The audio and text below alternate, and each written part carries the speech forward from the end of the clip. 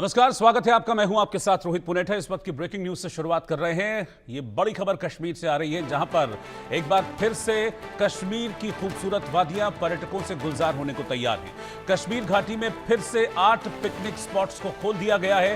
पहलगाम में आतंकी हमले के बाद इन पिकनिक स्पॉट्स को, जहां पर ज्यादा संख्या में पर्यटक आते थे, उन्हें बंद कर दिया गया था और अब गहन विचार के बाद और पुख्ता सिक्योरिटी के साथ इन सभी पिकनिक स्पॉट्स को खोल दिया गया है। सरथल, देवी पिंडी, सेहर बाबा झरना और सुलह पार्क, ये वो जगह हैं जो पहलगाम आतंकी हमले के बाद बंद कर दी गई थी।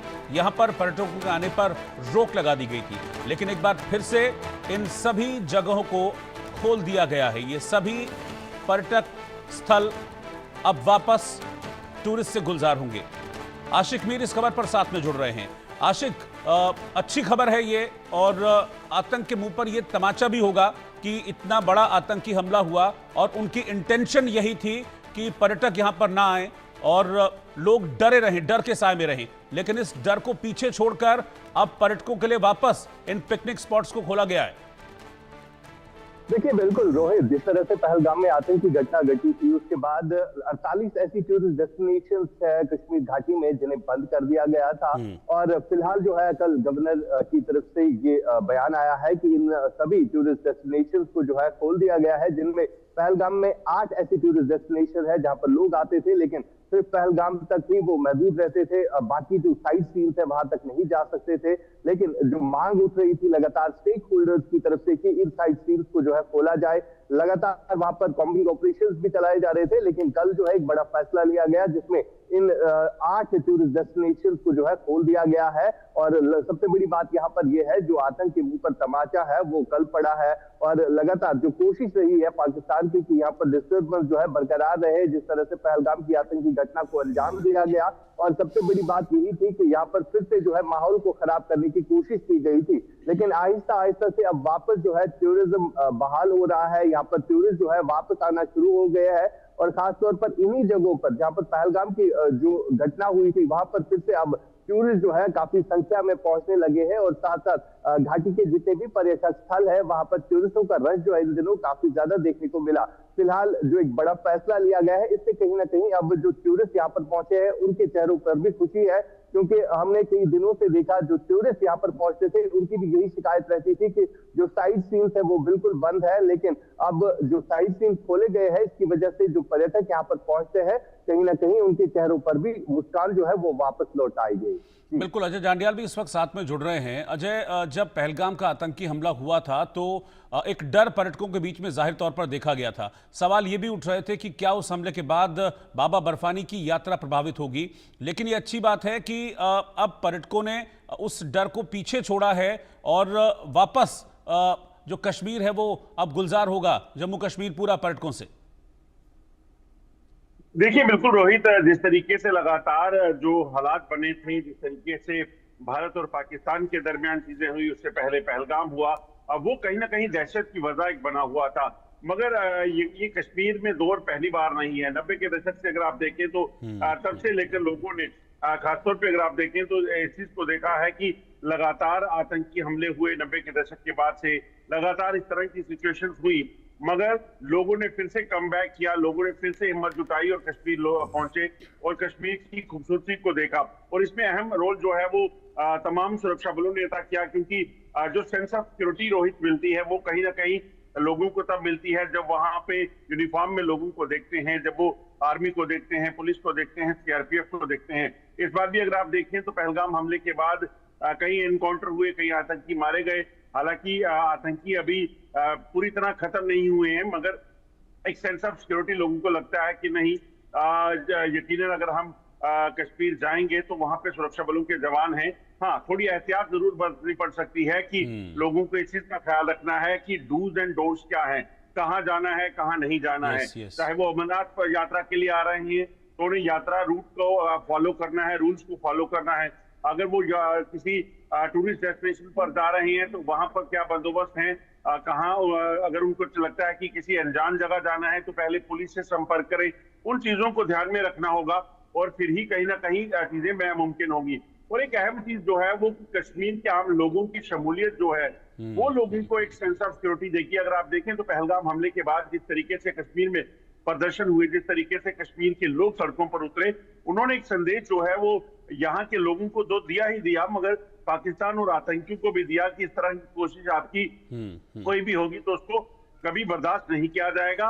और इसीलिए आप देखें तो लोगों को जो यकीन हुआ कि चीजें जो है बेहतर होंगी।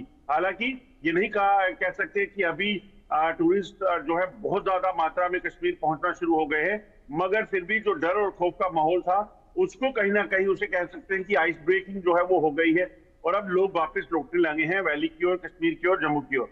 बिल्कुल। और आशिक, इसकी एक झलक हमने तब भी देखी थी, वो आपकी रिपोर्ट थी जब माता खीर भवानी का मंदिर है वहां पर जो जलसा हुआ था, बड़ी संख्या में लोग वहां पर पहुंचे थे। हालांकि सिक्योरिटी बहुत टाइट थी, लेकिन लोगों का आना इतनी बड़ी संख्या में, इस डर को पीछे छोड़कर, वो भी एक एग्जाम्पल था कि लोगों ने आतंक के आगे घुटने टेकने से मना कर दिया था।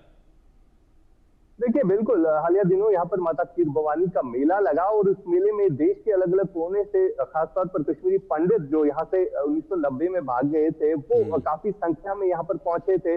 और सबसे बड़ी बात यहाँ पर ये थी, उन पंडितों की तरफ से ये संदेश दिया गया कि आतंकी घटना पहलगाम में घटी, लेकिन हम डरने वालों में से नहीं है। इसी तरह का संदेश जो है यहाँ पर टूरिस्ट भी दे रहे हैं, जो टूरिस्ट घाटी का रुख कर रहा है, उनसे भी जब हम बात करते हैं तो इसी बात को दोहराते हैं कि यहाँ पर सेंस ऑफ सिक्योरिटी जो है वो काफी ज्यादा है। और सबसे बड़ी बात यहाँ पर ये, जितने भी पर्यटक स्थल है वहां पर ऑलरेडी सिक्योरिटी जो है वो डिप्लॉय रखी गई है, उसे हटाया नहीं गया है, ताकि एहतियाती तौर पर जब भी कोई ऐसी इम्कानी गड़बड़ हो उससे वक्त पर निपटा जा सके।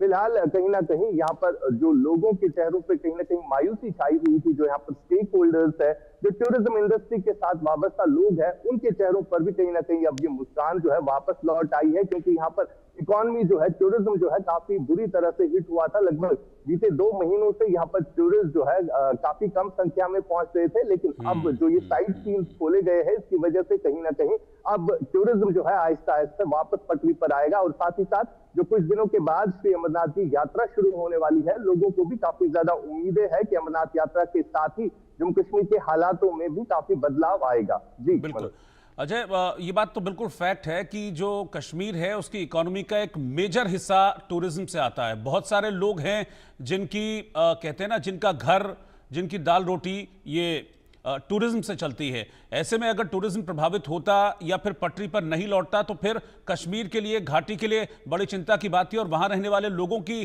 को अपनी आजीविका चलाने के लिए बड़ी चिंता की बात थी। अब खोल दिया है, अच्छी बात है, लेकिन साथ ही साथ अब यह भी ध्यान रखना होगा कि सिक्योरिटी लैप्स कहीं भी ना हो।